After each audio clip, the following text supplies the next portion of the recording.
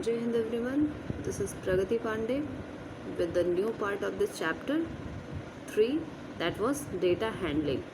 So in the previous video we have gone through the arithmetic mean, range and data handling. Okay, now we will start our exercise 3.1. We have already started our exercise, you know.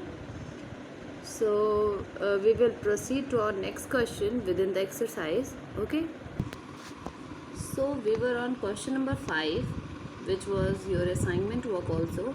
Now we will start our question number 5. Following table shows the point of each player's scored in 4 games. You can see that the players are given A, B, C and number of games are 1, 2, 3, 4.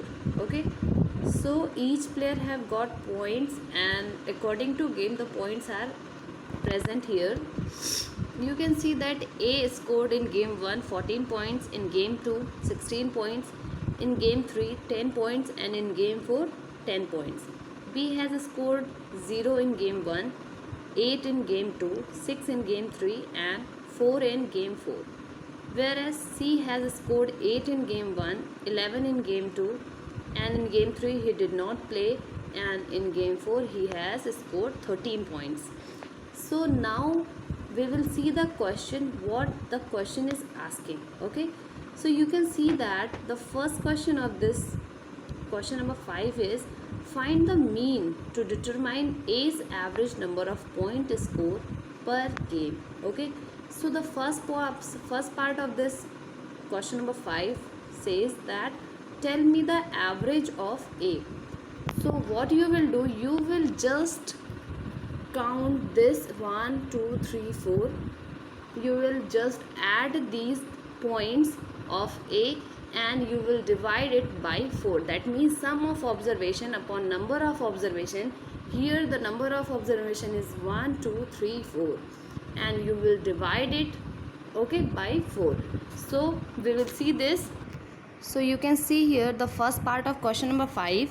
Average of A's score will be sum of observation upon number of observation, that means 14 plus 16 plus 10 plus 10 by 4, and that will be 50 by 4. Okay, so you will solve these questions in this form. Okay, it will be 12 whole 2 by 4, that will be 1 by 2. Okay, now the second part of the question is to find the mean number of points per game for C. Would you divide the total points by 3 or by 4?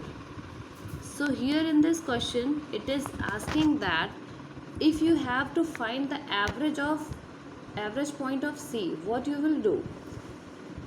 You can see that in game 3 he did not play. So if he did not play, then we will not include this. Okay, we will not include this. So the average point, when we are going through the average point of C, so we will add the numbers 8, 11 and 13 and we will divide it by 3. Okay, and the third part of this question is B played in all the 4 games. How would you find the mean? So basically you know that mean of any data is the sum of observation divided by the number of observation. So you will go through that. So last part of this question is who is the best performer? You have already taken the mean of A in first part, in second part you have gone through C, and in the third part you have gone through the mean of B. So you have taken all the 3 averages. Okay, so you will do what? You will just compare them, and after comparison you will get that A will be the best performer. Okay, so this is your assignment work. You have to solve this and you will show me it in the question hour. Now moving to the next question. Now question number 6. The marks out of 100 obtained by a group of students in a science test are 85, 76, 90, 85, 39. These are marks given here.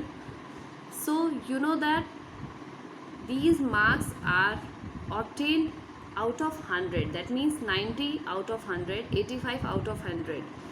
So first part of this question is highest and lowest mark obtained by students. You can easily observe that you can see that 95 is the highest marks obtained and the 39 is the lowest marks. Okay, now second part of this question is range of the marks obtained.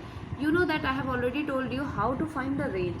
So for range you will do what? You will just subtract the lowest value from the highest value. So go through that. Now third part is mean mark obtained by the group. For finding the mean, you know that you will find the average. For average you will do what? Sum of observation divided by number of observation.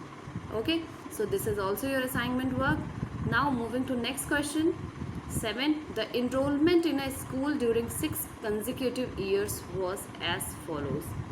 Okay, so in 6 consecutive years the enrollment in a school is given.